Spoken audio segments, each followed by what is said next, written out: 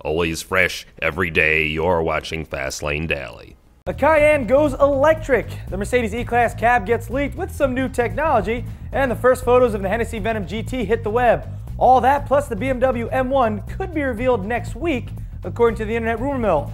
We also got Shakedown with Leo Parente a little later in the show. What's up, everybody? I'm Derek D. You're checking out Fastlane Daily. Oh, remember, we want to know your favorite cars of 2009. Put in the comments below, and who knows, maybe you'll see yours in the Christmas special. 2009, yes, 2009. Living in the fast lane, baby. Tuning in the Fastlane Daily. It's obvious now that there's a push to make performance cars eco-friendly. While it's what Peugeot and Audi run diesel-powered prototypes at Le Mans or Formula One have the option for KERS. Well, it's taken a long time for the manufacturers to give us eco-friendly performance cars, but that's not stopping some of the tuners. We saw the RUF Greenster at the Geneva Motor Show, but there was one simple problem. The car was too small to accommodate all the batteries required of a fully electric-powered vehicle. A simple fix to the problem? Build a bigger car. I present to you the RUF Stormster. This wide-body Cayenne with 911 headlights is essentially based off the Greenster. That means 695 pounds-feet of torque from the 270 kilowatt electric motor with regenerative braking. The battery can apparently get recharged in only an hour with the use of a 400-volt outlet. 60 can be attained in just under 10 seconds with a range of about 120 miles before requiring a recharge. See, that's the main thing, dude. With electric cars, it's the whole requiring a recharge. People want things fast, they gotta stop and charge up. You also have, in Israel, they're doing the swapping of batteries. Yeah, swapping batteries. If it takes the time to swap a battery as it does to fill gas, whatever. Yeah, well, maybe. Right now, people are quick. All right, let's move on. Sorry about that little side note. Some news today on the next Mercedes E-Class Cabriolet has been released. Sources say that the new Cabrio will have some pretty interesting technology, dubbed AirCap. Well, what exactly is AirCap? Well, it's a raised wind deflector at the top of the windscreen, directing wind up and over the passengers within the car. Not only does this eliminate wind noise with the top down, but it should keep the passengers warmer as well. Mercedes is claiming that this allows for the 4-seater convertible to be used at all times during the year. How convenient. AirScarf, as seen in other Mercedes models, will be available as an option. Now you can have AirScarf and AirCap working at once. Pretty cool. Pricing is unknown at the moment, but with all this air technology, you might as well be riding in a caravan airship, or at least trying to beat a Valentino Balboni Gallardo. Top Gear reference. Okay. And Hennessey is at it again, and I don't mean the liquor, although they always seem to be at it. But I'm talking about Hennessey Performance. Autoblog.com got the first shots of this Venom GT being built by the tuning house. It's based on a Lotus Elise. It's light, 2,400 pounds with a full tank to be exact, has a mid-mounted engine and projected to be revealed in all its ass-kicking glory at the Geneva Motor Show in March. The LS9 engine throws out between 650 to 700 horsepower and gets to play in the Bugatti Veyron power-to-weight ratio gym class. Oh, nice. Looks like they remembered their gym clothes. It will have a Ricardo 6-speed manual, and after all the kinks are worked out, Hennessey will swap the supercharger for dual turbos, pushing the Venom's horsepower into the holy range. I mean 1,000 horsepower range. Can you say sub 2.5 second to the 60 mile per hour mark and top speed somewhere in the 260s? I can. I just did. The Venom GT will come in both left and right side driving styles, so whether you're here or on the other side of the pond, it'll still be able to punch you in the face. I don't know what that means. It was just a reference to it being fast. Other side of the pond, okay, and Australia, I'm sorry. You know what I meant. Okay. And in the internet rumor mill today, we've got the BMW M1. GolfNews.com is reporting that BMW will debut the next generation M1 supercar at the Dubai Auto Show next month. This is the first news we've heard of the M1 making its debut, and we haven't gotten the heads up from any of our other sources. We do know that the car is on its way to production, but we feel it's unlikely that BMW would use a show like Dubai to reveal it. But hell, we could be wrong. But that's just what our insiders are saying. One insider said. One insider. Just one dude. Chick?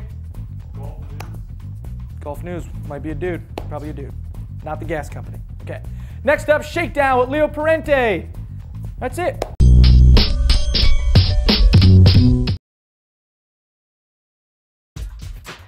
Where's that money you owe me? What are you talking about? The money you owe me. Leo, I know. Tell me something I want to hear. We'll get you your money. We'll get you your money. This is a shakedown.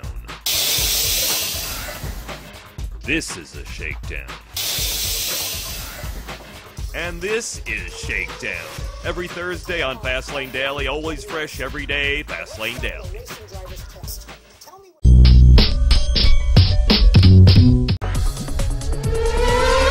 If you follow auto racing in 2010, you got two options. One, glaze your mind, ignore the details, and just watch the action. Or two, study up now because the changes happening are many and mega. Examples? Stop calling it the Coney Series. It's now the Continental Tire Sports Car Challenge. So there's your new spec tire. And with open field on shocks and struts, chassis tuning will get even more exotic and expensive or sponsored. Next, Grand Am changes. Testing at Daytona this week, called the Roar Before the Rolex because NASCAR, they name everything. You know, prior to each shakedown, I stop at the men's room to make sure there are no bodily function distractions. NASCAR, they'd call that the leaks before the suit speaks. Anyway, Lexus is no more, so the Ganassi DPs are running BMW power. DP champ Gamesco is ex-Pontiac, now Chevy. In GT, Pontiac G6s died with the brand, got rebodied as BMW M6s, and a Camaro. Across the pond in Le Mans racing, more changes. BMW cuts F1, adds to their sports car racing with German team Schnitzer to take the M3 GT2 to the 24-hour races at Le Mans, Spa, Nürburgring. And here's a rumored Le Mans change that I support. Instead of Pescarolo running the 4th Peugeot at Le Mans 24, Red Bull puts in the car Sebastian Loeb, David Coulthard, and Kimi Räikkönen. In F1, many changes. Now the final driver dance depends on Renault and driver cash, so why waste breath right now? There's no refueling in 2010, but Alonso says no big deal. Manage the first 10 laps, then race hard. New smaller front tires will make the car proportions look better, more like the 90s cars. But will the 2010 front wing still be that ugly snowplow? Danica Patrick made change news, but the GoDaddy girl will only get my coverage if it turns out she's linked to the Tiger Woods Tristathon, where she actually wins a race again. At the LA Auto Show, very little racing news, but these two GM cars got me thinking. First, Cruise. Cruise is boring, but Cruise racing cars are not. This is the Euro WTCC car. Hey GM, it's my money you're spending, so spark the US Cruise with a Conti car, please. And the Cadillac Coupe screams to be a global GT2 car. Okay, everyone loved the Aussie Lotus race on the Thanksgiving show. It was great passing. But if I may, here are some keys to that craft. Number one, position your car to control the corner entry, and especially exit, like this. Number two, you only need to get next to your opponent in the brake zone. Again, control. Here's Hamilton in GP2 at Silverstone, doing it in a three-way. Number three, study the other driver's weaknesses to see where you can make the pass. Number four, look for unexpected places to pass. Well, that's the entire Lotus video. And number five, after you make the pass, don't blow it, like this guy.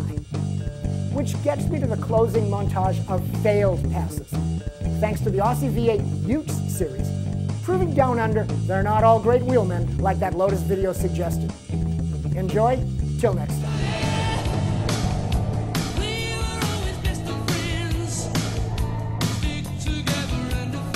The braking marker as normal, then bang, there seems to be something explode. Oh, that is huge. Or late brake too late. Oh, look out. Oh, that's Lyle Harris. Grant Johnson's involved. Carnage at turn 2. Ryle will be fuming. You know, Leo, you're right.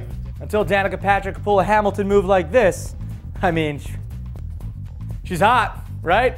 She is hot. Hey, NASCAR, good marketing. Seriously. I think she's hot. JF doesn't think so. Oh, whatever. Well, that about does it for Fastlane Daily today. I'm Derek D. I will talk to you guys tomorrow for Friday. Man, it is Thursday already. Ow, we're living in the fast lane.